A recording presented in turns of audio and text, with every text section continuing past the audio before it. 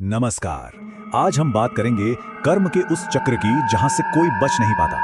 एक ऐसी कहानी जिसमें आग से किया गया अन्याय आग से ही चुकाया जाता है। ये कहानी बदले और न्याय की है, जहां कर्म अपना हिसाब करने लौटता है। तो चलिए इस कहानी के अंधेरे में उतरते हैं। कहते हैं ना, जो आग किसी और के लिए जलाई जाती है वही आग एक दिन अपना हक मांगने जरूर लौटती है। और आज की ये रात बस उसी कर्म के पूरा होने की रात है। कहानी की शुरुआत होती है एक बिल्कुल सुनसान शमशान घाट से। रात का गहरा अंधेरा, अध जली लकड़ियां और हर तरफ राख ही राख।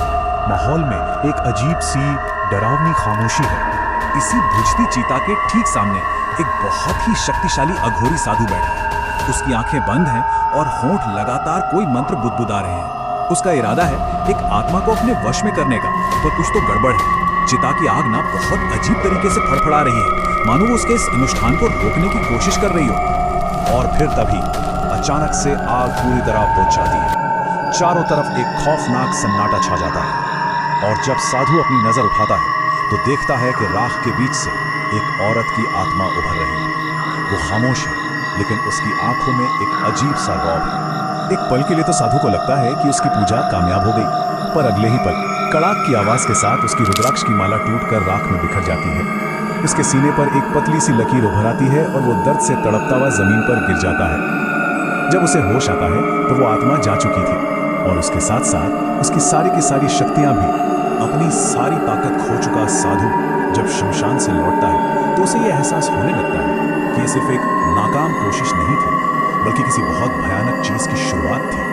साधु जब अपने आश्रम पहुंचता है तो उसके पैरों तले जमीन खिसक जाती है। एक भयानक तूफान ने सब कुछ तबाह कर दिया था।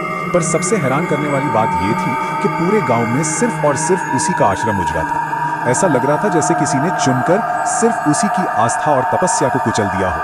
अपनी खोई हुई शक्तियां वापस पाने के लिए वो बेचैनी में जब हवन करने बैठता है तो आग फिर से बुझ जाती है। और ठीक उसी वक्त उसे एक छोटी बच्ची के हंसने की और जंगल से एक नाम की फुसफुसाहट सुनाई देती है, अश्विनी। अब साधु का दिमाग पूरी तरह घूम चुका है। वो वापस शमशान लौटता है और पता लगाता है कि जिस चिता पर वो पूजा कर रहा था उस पर तो अपराजिता नाम की एक किन्नर का दाह संस्कार हुआ था। तो फिर ये अश्विनी कौन है? ये नाम कहां से आया और उसका अपराजिता से आखिर क्या लेना देना है? इस सवाल का जवाब उसके अतीत में दफन था। एक ऐसी याद जिसे वो सालों से भुलाने की पूरी कोशिश कर रहा था, अब वो धीरे धीरे सतह पर आने लगी थी। साधु को याद आता है अश्विनी का चेहरा।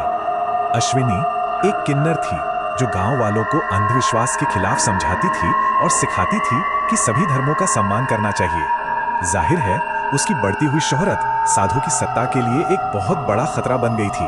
तो अपने अहंकार की आग में जलते हुए साधु ने अश्विनी को डायन घोषित कर दिया। गांव वाले उसे पकड़कर जंगल में घसीटते हुए ले गए, जंजीरों से जकड़ा और फिर साधु ने उसे चंदन की जलती लकड़ी से जिंदा जला दिया। इस हैवानियत को अपनी आंखों से देखते हुए किन्नर समाज ने एक भयानक श्राप दिया। उनकी आवाज उस जंगल में गूंज उठी, ये किन्नर का श्राप इस गांव को निगल जाएगा, सब कुछ खत्म कर देगा। और ये सिर्फ एक धमकी नहीं थी, ये एक भविष्यवाणी थी जिसका सच होना तय था।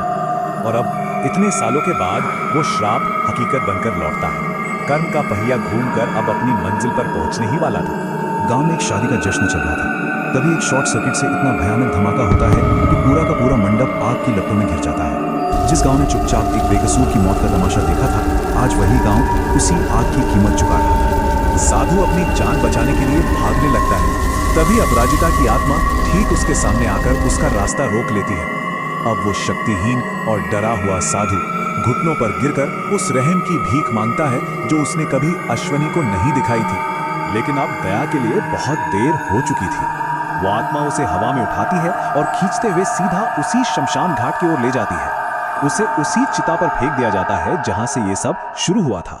और उसके चारों तरफ किन्नर समाज उसे घेर कर खड़ा है और उनके हाथ में है चंदन की वही जलती हुई लकड़ी।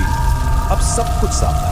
अपराजिता की आत्मा असल में अश्विनी का ही बदला लेने वाला था। वो आत्मा उस जलती हुई लकड़ी को साधु के ऊपर गिरा देती है और उसकी चीखें हवा में ठीक वैसे ही गूंजती हैं जैसे सालों पहले अश्विनी की गूंजी थी। कर्म ने अपना चक्र पूरा कर दिया था। ये कहानी हमें एक बहुत बड़े सवाल के साथ छोड़ जाती है। जो हुआ, क्या वो न्याय था या सिर्फ बदला?